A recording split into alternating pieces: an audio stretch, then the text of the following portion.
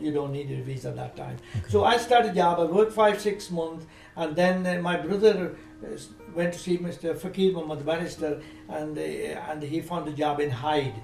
So he asked for me, and I got the job in Hyde. It was a printing trade. I didn't like Nelson because it was a cotton mill. It was Smith and Nephew's cotton work. I didn't like it. But then I went to Hyde, and my brother, we were living there, and it was a big printing firm, Waldorf Stationery they call, and we were both there. They gave us house. You believe me, that time was no baths in every house. Didn't have a bath, didn't have a fridge. The standard of living was very low that time. And they gave me a house. It was 3-bedroom with a bathroom, and we were both brother and living. That's a good thing I remember. It was very bad winter of the history, 1962-63. Right, okay. Very bad. First night when we moved, we got the furniture from Lewis's, and we moved to Hyde in the firm house. Right, it's very close to the factory. Mm-hmm. And first night, somebody knocked a door when the snow was about 6 inches or over in Hyde. Hyde is like Rosendale, very all hilly area and all snow area, yeah. And somebody knocked a door. I said, first night we move. Who is it? So if one person called Len Ishwar maybe, and he has a hood on and he has a black bag in his hand, and he asked my brother, because he was in my brother's department, right? And he has a black bag and it's a heater, electric heater inside.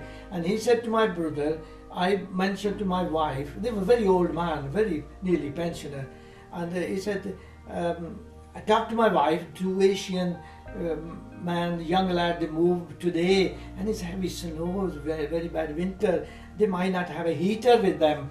So he brought 10 o'clock heater. He said, whenever you buy your own heater, we can have a back. It's a spare bedroom, it's for guests. So so nice people we met, and we were very thankful. Next day or day 2 after, we bought a heater and we gave them back, and we still remember the people were so kind. Another one.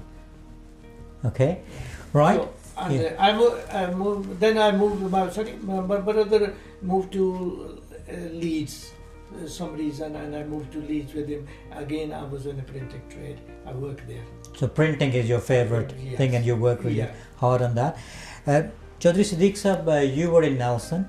Yeah. So you settled in Nelson, and Nelson was your home. Tell me a bit about your job. What sort of job did you do? Actually, there was cotton mills and weaving mills and spinning mill at that time. You could get a job at that time in the 60s very easily, like Mr. Khan mentioned, you see the chimney and walk there and get the job. So where did you work? What was your first job? My first job was as a weaver with, it was, I think it's called German Weaver, something like that. Okay. Firm. In Nelson? In Nelson, Bryfield. It's Bryfield. Bryfield and Nelson the same thing. Okay. And it was Bryfield. So I got a job over there. And what was Nelson like? Was there a reasonably good community from Pakistan, from Asian community? There were shops. Where do you buy stuff? There was no shops, Pakistani shops.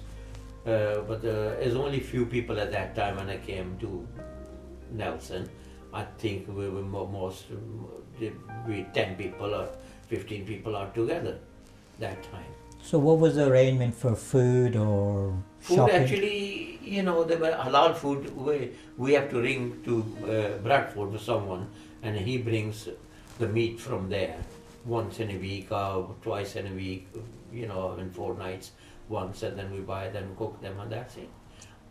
Okay. And in terms of what about, celebrating Eid or other festivals? Did you know when any awareness Eid, of at that time, were the awareness Eid or the fasting days, are very, very rare. I think it's very late the people when they start coming in, and then then after I think 65 or 67, then people start awareness about these Eids and festivals and fastings. What was changed for you, coming from Pakistan, moving to Nelson, how was the cultural difference, moving from one country to another, in terms of weather, in terms of the community, in terms of, all aspect of life? It was completely different because the Pakistan is a different sort of thing. Here, when we came, we were feel lonely, like Mr. Khan mentioned, and then there was the only entertainment. We get together, all friends, at on the weekend. They having a good feast, cooking something, or the playing records, and that's all. That was the only things, entertainers or get-togethers. Otherwise, it's very different life here than the Pakistan. But I come to across that at that time, the people in Nelson, they were very, very friendly. The indigenous population was very, very helpful. They do help, the people. They say, oh, these poor immigrants, only few. But when the flood starts coming in, that was a different story, those people then. So, and you talked about sort of community and you talk about culture. What about weather and language? Did you have any problem talking to community? It's not much language because I, studied up to, the metric, and then my family was with the army, and then they know a bit of these things. I know slightly those things. My brother, my father have told me how the English people live and what they, they do and this and that. And that's helped me when I came to this country. Okay. But it was difficult because I wasn't fluent, at that time to speak to someone. But like Khan said, I was the only one who could speak English at that time back with those people. Absolutely. And then I helped the people, take them to the work and here and there, and everything they would want to buy, they have to go with to shop to them, to help them, the shopkeeper and those people to translate each other here and there. So coming back to you, Mr. Khan, when did you make the decision to come to the beautiful Rosendale? Before I come to Rosendale, I remember one thing in Hyde. Yeah. I was in a warehouse, working in a warehouse, and one of my colleagues worked in office, and he has a part-time driving school. And it was a driving Bennett School of Motoring in Hyde, and I started lesson with him. Right. So you learned to drive? Learned to drive in 1962. And 63, November 63, I passed my test.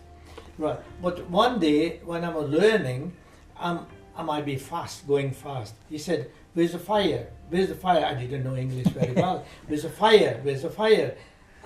I didn't know what he's talking about. He said, "Stop here." I put indicator on and I stopped on the road. And he said, "Did you realize your speed? Why you were too fast?" I had very little English and I make some joke and he said, "Well, tell me the reason." And I said, exact word I can tell you. I said, "Well, the road is good, car is new, and blood is young." And he laughed. Then he always want to say something to me. "Come on, young blood. Come on, young blood." Yeah. So that was then I moved from Hyde. What was your question to Rosendale? To Rosendale. I was living in Nelson. I moved to Hyde. I moved to Leeds. Worked there as well in printing trade, and then I came to Nelson again, and then Rosendale. I went to Pakistan for a short time, right? And when I come back in Rochdale, Mr. Zaman, who lives in Scotland, he was in Rochdale still, and I stayed with him, and I came to see here a friend, one called Fadlur Rahman in Nelson, still there. And I came to see him here, and me and Mahiuddin, there were two there working from Nelson. And he said, "Come on, what are you doing?" I said, "I'm just arrived from Pakistan." He said, "Go for an interview." So I went in interview in the transport, and they offered me a job. He got the reference, he offered me a job. So I said, when I came out, he said, "Have you got a job?" I said, "Yes, but I don't know anybody who lives here. How am I going to survive? I can't come from Rochdale." So I said, "All right." And they took my license to change address. And then I said, it looks silly if I go back now. I said, give me a license. I will work 1 month, right? And then I will resign because I can't come from Rochdale. And he said, all right. So I was coming in a car, friend's car in Rochdale, and then I decide it's easy work compared to the Burley Pendle, and I stay here. So I was looking for accommodation, and Tariq Mahmood, his father, living in 7 Peter Street, and he took me to Peter Street, and he asked for accommodation, and Tariq's father, he gave me accommodation, and I start my Rosendale journey from there, from Tariq's house. So you stayed at Peter Street. Yeah. Tariq's dad helped you with that. Yeah. And then after that, what happened? Did you stay there or did you move on to another accommodation? I applied for the council house, and within days they were very good, and they may offer me a house. And my family was on holiday in Pakistan, right? So I asked them to come. I got the accommodation. So they joined me. I came in January, and they joined me in July. So we started life here after Pakistan. Okay. And we spent about 3 years in council house, and then we got our own house. We went to a couple of houses in Parramatta Street. Parramatta Street is one of the historical things, and nobody knows how to spell Parramatta. P-A-R-R-A-T-T-M-A. Parramatta. And there's a 2 streets in Rosendale, Yeah. Parramatta Street and Yarwell Street. And I found out, investigate, I found out that who gave the name. Yeah. Well, I've been told that it was an Australian builder, and he gave the name because the 2 rivers are that name in Australia. How true it, I don't know, but I've been told. So we're living Parramatta Street, and then we moved to here in Scoffy Road here in 1988. And in 1988 is my important year. Right. Then I've been invited with my family to Queen's Garden Party in 1988. I went with my daughter Sophia and Mrs. Bilal and Ashi, little girl. Kiran was in Pakistan, and Ashi was too young to go. And it categories and Bilal and Ashi was a few hours there in London, their own, and we enjoyed the garden party in 1988. It was Okay. honored to go there. So very good. So my question is that at that time you were still in Nelson. So you did some work in textile and different factories. Yes. I believe you did some work in buses. Tell me a bit about your work. Yeah, I started job in buses in 1967.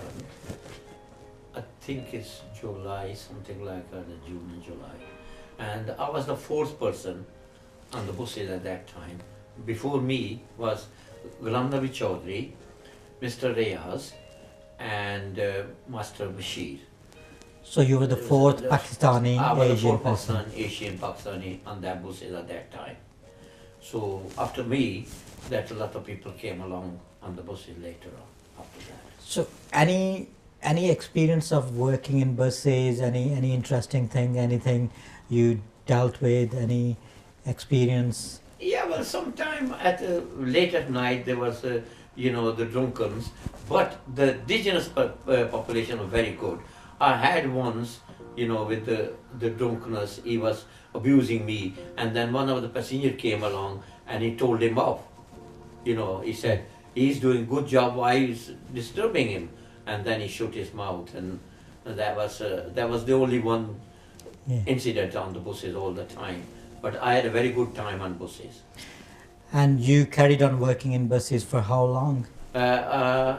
From 67 till 73, then I went to Pakistan for 2 years, and I came back again in 75 and started back again on buses. So you Yes, stayed okay. in Pakistan for 2 years. 2 years. What was just enjoying there, or? did you- Enjoying there, and also I want to bring my family, which Okay. just took me that time to get the permission, the 2 visa years. system, which Okay. is very long procedure. So you came back and you came back to Nelson? I came back to Nelson, same because I did have a house in Nelson. So I came along with my family in 60, August 60 is 75, and then job back again on buses till 84. And 84, is that the time when you decided to move to Manchester? No, No. 84, then I would pack off from the buses, and then I was 4 years in Nelson helping the community, because at that time, which I think the people who came in 60s, 64s afterwards, they were people getting retired at that time, and I've seen a lot of people in walking around in Arndale Centre, nowhere to go, those retired people, the old people, and it was coming to my mind that we should do something for those people. So the Mr. Lee, he was the social services head in Nelson, Carr Road, they were used to Yes. the office in Yeah. Carr Road, and he was so good. We talked to him, and we actually had a Pakistan Welfare Association is been actively involved in the old people, and we help the old people, and we want some place to go and sit and talk to them in nice and warm. And we talked to the Pendle Council. Pendle Council was very kind to us, give us a house in Victoria Street, which is called Victoria Resources Centre. Yeah. And we started there onwards. And Mr. Sagir, he was the secretary of that Pakistan Welfare Association, and I was the chairman of Pakistan Association. And he was very interested, Mr. Sagir, to create something, to do something for the community. He did for that. And you've done a lot of work with older community. Older community. It's like providing At that luncheon time, clubs. that and- was the first ever resources center in the Northwest open for the old people. And I believe Lady Diana came to visit. that Lady centre. Diana came to visit, but I wasn't there at that time. I left at that time. So you left for Manchester. I left for Manchester for the benefit of my children's education. So Mr. Chowdhury mentioned a bit about his community involvement. You, of course, has a huge experience and passion to work in the community.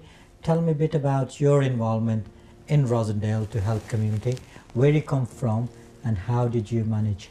To be honest with you, I used to do that type of work in Pakistan, and I was the person that was my job to organize organize the volunteer organization.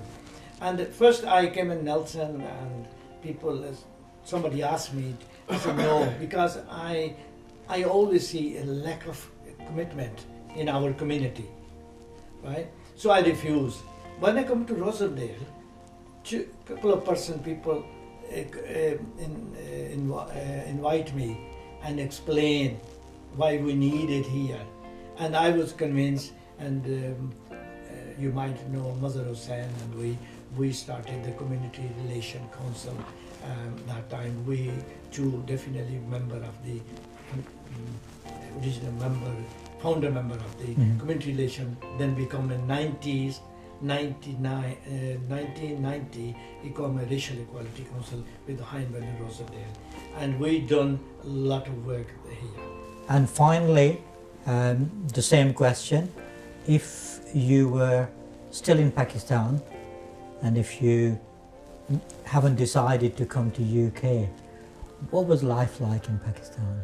I think I will be reforming, and that will be the hard life, because we got a lot of land which you can, farm it, and then that was supposed to be hard life, because it's not.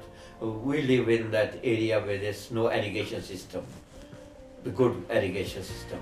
So we only the wait for the rain falls and then the crops will grow. Yeah. Otherwise there is anything like that. So it was a bit hard over there. We are lucky here. We are here to educate our children. My all children, mashallah, they all to be do Hajj, and they all do all Muslim community, help the Muslim peoples, all the other people, help the indigenous population and everything. And they run a charity which help the homeless people. Yeah. Any regret? Any regret coming to leaving Pakistan and coming to UK? Well, it is a bit, you're away from the family, that's all. But the rest of things, I think you got a lot of freedom here. You got a lot of mentally satisfaction here than the Pakistan. Okay. So means we are happy here, living here at this time of the age, because there was more look after here, the better look after here.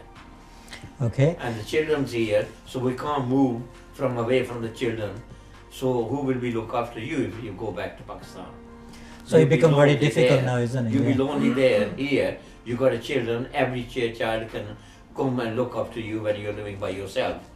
Can I just say thank you very much, Mr. Khan, for talking to us, and Mr. Chaudhry. Thank you very much for sharing your stories. It's fantastic talking to you. Thank you very much. Thank you. Thank you. Welcome.